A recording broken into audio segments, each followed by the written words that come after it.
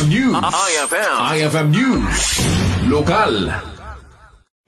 Nakaawi din dagiti talo nga mangalap nga naisadsad sa Igid iti baybay ti Barangay Sawit, Burgos, Ilocos Norte. Sigun ti Coast Guard Burgos, nakita dadagitoy iti agsapa ti Parbangon. Kinunana adagiti talo ket agapo sa Calayan Island ket agawid da kuman sa Barangay Balatubat, Camiguin Island. Inayon na 5 oras kuma iti biyahe da nga agawid ngem apaman nga isuda ket addan iti teng nga iti baybay. Ditoy metten anakadlaw da iti engine trouble. Rason no apay haanda napaandar iti bangkada ket ditoy metten nga naisadsada iti Barangay Sawit, Burgos. Dagos metten ang nagresponde iti si ambulance dagiti PCG Pagudpud, PCG Apari, PCG Cagayan ken Burgos.